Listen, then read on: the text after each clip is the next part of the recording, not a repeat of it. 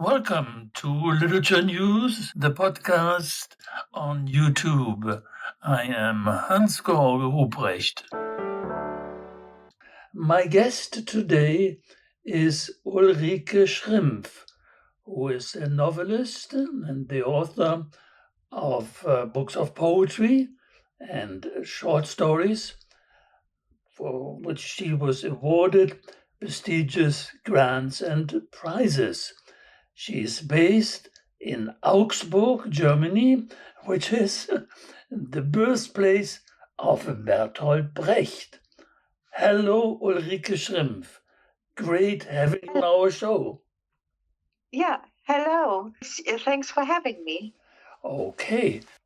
Please tell us more about, if you would, of your itinerary development as a writer, because after all, you have taken your path from Berlin, your city of birth, where you started an acting career, to Paris, where you studied comparative literature and French philology. And after all that, you have lived and worked for many years in Vienna, Austria, as a freelance writer, literary critic, and editor. You have published, among other things, in 2024 at Corvinus Press, the poetry collection called Mein anfällig gewordenes Herz. My heart has become vulnerable, with graphic work by Axel Holst. So please tell us more a little bit about all that. Yeah, I would love to. So I didn't have the typical writer career. I wasn't like a young person who said, I want to write, and I started to write. And why is this? Because I come from an academic family with very high standards. So I had a lot of respect for the profession of a writer. And I always thought, if I don't write as well as, like, let's say, Virginia Woolf, I don't have to start. So this was a lot of pressure. And even though I always loved writing, because it gave me really pleasure that was not comparable to anything else, of devotion, of immersion, of forgetting everything that is around you. I never dared to write because I thought I would never be good enough. So, and even the idea that I, at some point in my life, would be writing poems and publishing them would have been crazy for me when I was very young, because I always thought that poetry was the highest and the most complicated form of literature, because it so easily runs the risk of becoming, I don't know how you can say this in English, kitschy or trivial. Yes, of course, yeah, sure. Kitsch, on the other hand, I didn't want to write poetry that was totally obscure and impossible to understand for the reader. So I had a big respect for the profession of a writer, and even more for writing poems. And it took me a long time to have the courage to start writing by myself. I did a lot of things that are connected to writing. I worked also as a literary agent. And at the university, I taught literature and linguistics also a little bit, but I didn't dare to write myself. And then in the midst of my 30s, I was in a very deep psychological crisis. And my eldest son, who was by the time 5 years old, encouraged me to write, because he simply said, Mom, I want you to write a story for me. Mm-hmm. And this was very touching for me. And just for him, I started to write a story. It was not a very good story, but this was the first time since a long time I felt better. And so I noticed that I had to go this way, even though it's a very difficult way until now, because financially speaking, devoting yourself to writing poetry is just like committing suicide. I mean, at least in Germany. You're a novelist as well. Yeah, that's true. Then in the midst of my 30s, I started writing books for children, novels for children and young people, because, I don't know, it was like a kind of side entrance for me. I didn't know a lot of children's and young adult books, so I didn't feel pressured by overpowering role models like in the literature for adults. And I mean, I was writing very intuitively and simply whatever I felt like and whatever came to my mind. And I was successful with it. And within 3 years, I published 5 novels for children in a quite successful and recognized German publisher, Carlsen. And then gradually I found my way into the so-called adult literature. And poetry is still, I mean, I'm writing also novels because I want to earn also some money with my writing. And it's very, very difficult to do so with poetry. And I also like different challenges. Sometimes people say to me, yeah, but you do too many different things, because I even wrote a piece of theater, a drama. Did you? But I want to write what I feel, where I feel drawn to, where I feel the longing to do it. And also what brings me just simply joy. And I need always different challenges. But what is the closest to me from all kind of literature is still, I think, poetry. And I think this is first of all because rhythm and musicality are very important to me. Please tell us more about the difference between ways of approaching your work as a speaker, as a reader, and as a writer. I thought of your poem Lenya, which reminds me how couldn't one think of Bertolt Brecht and Lotte Lenya, insofar as it evokes a number of things. Would you like to read or speak to us this poem? Of course. In the original language. You want me to do this now in German? Yes, in the original language, if you would. Yeah, okay. One moment. Take your time. Ja. Lenya. Wenn sie wieder einmal mit blutender Nase in Zügen sitzt, rattert und quietscht ein Bollerwagen durch Bahnen mit Blut verlegt, in den man sie als Mädchen steckte. Knallblauer Lack spielt dabei eine Rolle in Farben. In Splittern pult sie ihn ab von einem Stab zum Lenken, der Nägel brechen kann, ist sie sich noch nicht sicher, wie sie ihn nennen soll. Fußsohlen von Säuglingen inhalieren. Berührung als Möglichkeit betrachten. Bedeckt sein von Lichtfäden, Hans Guck in die Luft spielen, endlich ein Bilderbuch wiederfinden. Auf Stühlen sitzen, die zu hoch installiert sind, 3 Füße parallel baumeln lassen, auf keinen Fall auf dem Boden aufkommen, eine riesige Maschine zum Dreschen sein, schwitzen, keuchen, jeden einzelnen Knochen spüren. Thank you so much for your reading of this poem.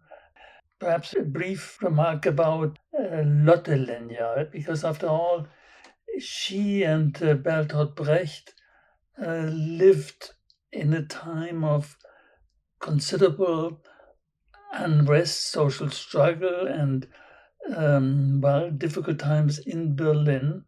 And I would like to ask you, or I would like to venture on my side, the idea that the poem Lenya, your poem, with a girl having a bleeding nose, sitting on a chair, perhaps in a classroom or on a playground, playing with a little wagon. You call it ein Bollerwagen, which is a typical little kind of toy wagon for kids. This subject or this sujet evokes, to my mind, traumatic images of a difficult childhood and, of course, vulnerability. After all, this is the title of your book is precisely that idea that you experience this type of vulnerability, maybe as a search or self-identity, as a fiction. Who is that Lenya? That Lenya, I am puzzled by the image, and I give it first in the original, and then I will try my best for the translation. Fußsohlen von Säuglingen inhalieren, Berührung als Möglichkeit betrachten. Soles of the feet, inhalation of suckling infants, touching considered as a possibility. No, this is really very intriguing to my mind. Touching as a possibility. And Yes. this metaphor of Fußsohlen von Säuglingen inhalieren, to inhalate the soles of the feet of suckling infants. Would you like to expand a little bit, if you could, what this may entail in terms of meaning potential? Tell me more about the very richness of this image. Yeah. I mean, it's obviously about a person who remembers childhood, or also about the connection of childhood and adult life. And I'm very interested and intrigued always when I write by the question, where do we come from and where do we go? And the influence of our childhood that is still living on when we are already grown up or even old. So to remember and the role of childhood, and as you say it very well, traumatic experience, also very physical experience, is important to this poem. And then the verses you quoted, it's like, how can there be any consolation? Mm-hmm. And another topic that is very important to me is the input our physical existence has on our mind. So the connection between mind and body, I'm very interested in it. I don't write classical love poems. I rather write poems about that. And when she says, or when it is said in the poem at the end, to be a huge machine, sweat, and I don't know how to translate it in English, but to feel every single bone. There is a big longing of this person to feel it's herself or himself in her or his body. And because this leads to a more complete understanding of human being in general. I think we cannot neglect this aspect of existence, and we do sometimes. I think these are some topics that are important to me concerning this poem.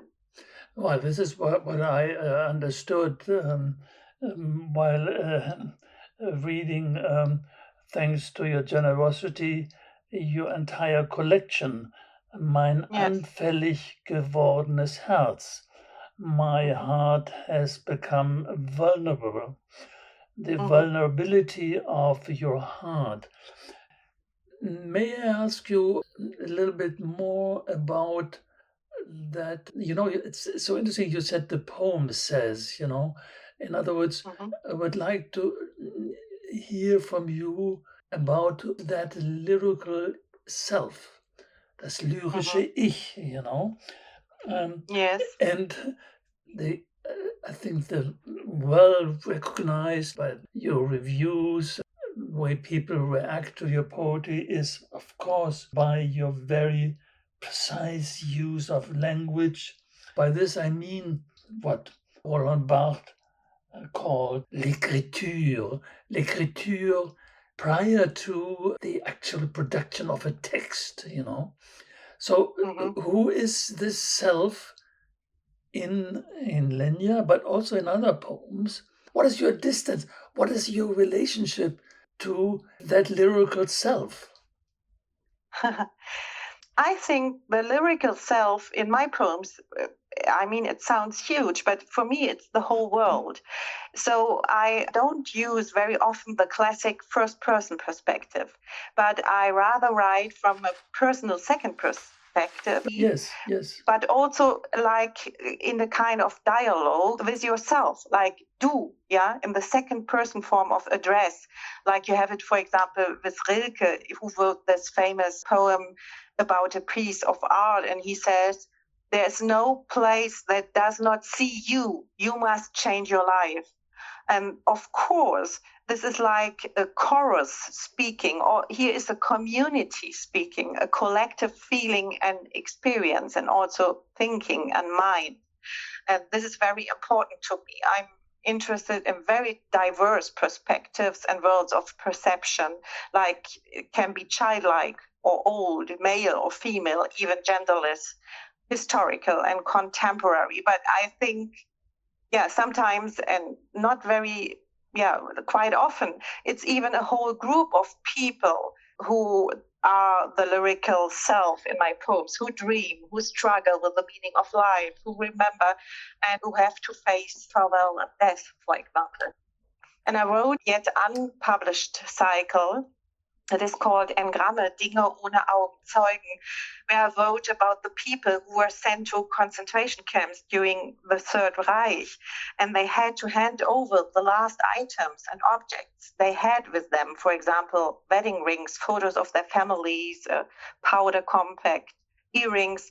I tell their stories. So I tell the story of these people, but also of the objects, or first of all, they had with them when they were delivered to the concentration camps, because I have always been particularly fascinated by the stories objects have to tell. So it's quite a wide interest I have in the world and in human being, and so is the lyrical self that is speaking into my poems. Could you please repeat the title of the yet unpublished book? Yeah, this is Engramme, Dinge ohne Augenzeugen. I think a translation would be like something engrams, things without eyes bear witness, or something like this. Yes. I mean, engrams is a little entity of, how do you say it, of recollection. Yes, it's a medical term, rather. Yes. Ulrike Schrimpf, I would like to refer to a poem which really thematizes what you've just said, and gives further insight into the way you address the self as another, as an individual with whom you are in dialogue. Now, the poem I have in mind, the title is very intriguing. I say it first in German. Wenn du nackt bist, when you are naked. Who is that you being addressed? You are right on, I think, with including the question who you are, namely saying, and now it's a quote, my clumsy translation from that poem, don't look at yourself with eagle eyes. In German, you use the very important reference Argusaugen. We will come to this, the Argos. So I repeat, don't look at yourself with eagle eyes. Don't be a giant. Don't be a servant. Be a seer. And give yourself a look as if you were a child in order to survive. Now, this brings up, for lovers of poetry, many ideas. The first of all, of course, Arthur Rimbaud's Lettre aux Voyants, where he spells out precisely the notion of the seer, of the le voyant, where the seer, according to Rimbaud, Lettre du Voyant, the letter of the seer, published 1871, where he says the poet becomes a seer, quote, by a long, gigantic, and rational derangement of all the senses. Now, one could refer to the Romantics as well. German Romanticism really cherished the notion of the seer and the vision, or the visionaries, but also Coleridge, rhyme of the Ancient Mariner. And I guess for you, being a seer means what?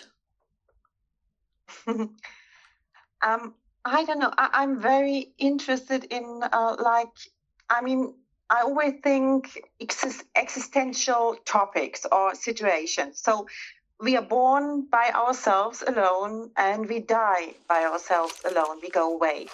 And even though I really have a twin sister, so I wasn't born by myself, but actually it's these existential situations that determine us as human beings. And we are very naked then, when we are born, but also when we die. And I'm intrigued by these situations. And I wanted to write a poem. On a certain level, you could see it as a poem of self-love, self-acceptance. Look at yourself in the mirror. Don't be so strict. Don't be so rigid. Just look at yourself and feel this is you. Yeah. But I wanted to write, of course, naked. To be naked is a metaphor, or it's not just being naked without clothes. And I wanted to write a poem that could address everybody, not only, for example, women or people who don't love their bodies, but really everybody in an unprotected and very true situation. Mm-hmm. Well, this image of the baby is, of course, recurring as well. There is a poem in your collection. In German, it's a baby bison, yes. biting a baby, which reads to me again as a, shall I say, painful childhood memory. I don't know, be it perhaps close to the, I don't know, is it perhaps close to abuse? In any case, the baby is the most vulnerable stage of all of us human beings, is central to your imaginary, to your imaginaire, right? Isn't it? I think what is important to me and what I'm interested in is I'm not interested in black and white and saying this is good, this is bad. Mm-hmm. And this poem, for example, really refers to a very early experience of myself. And my younger sister, she was 8 years younger and she was a baby. And I thought she was so delightful. She was so beautiful.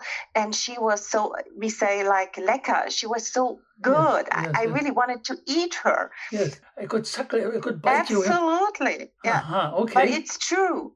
And again, it's this connection of body and soul and mind. Yes.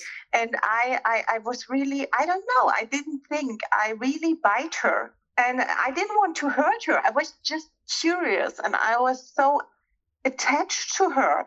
And it was a very physical experience. And of course, she started to cry. She was a baby. And everybody was so mad at me. And I said, how can you do this to your sister? How cruel can you be? And I never forgot this. And perhaps, I don't know, perhaps there was something evil inside of me, or something bad, or something jealous. I don't know.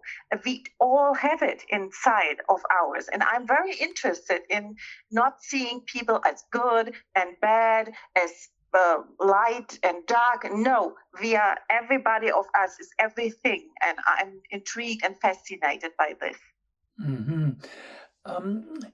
This metaphor of, or actually a reference to the mythology of Argos Panoptes, or of the Argus eyes, which is in German, I think, more frequent than perhaps in English.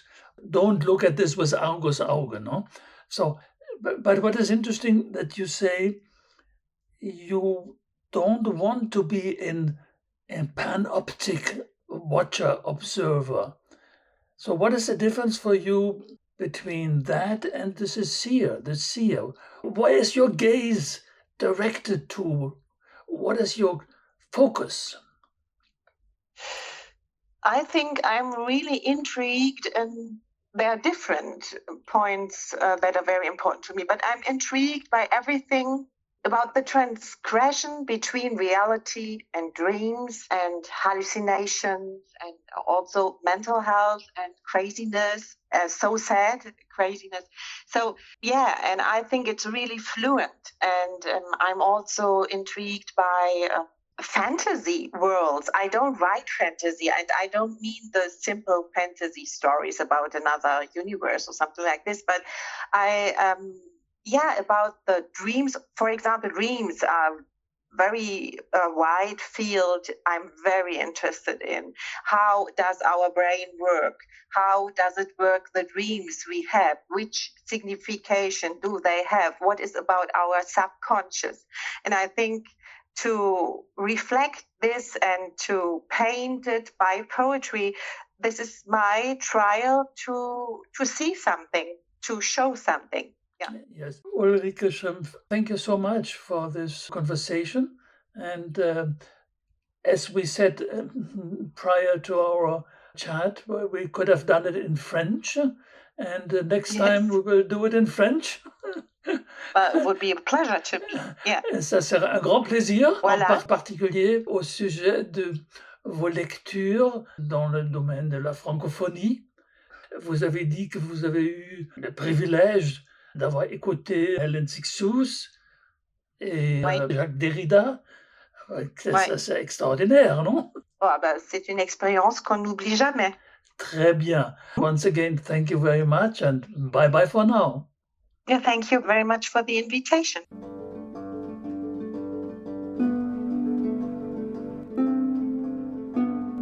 That was CKCU Literary News, brought to you by the community-based campus radio of Carleton University in Ottawa, Canada. We can also be heard on stream and as podcast. All our broadcasts are available on demand at ckcufm.com. Please follow us on Facebook, CKCU Lit News. Thank you for listening.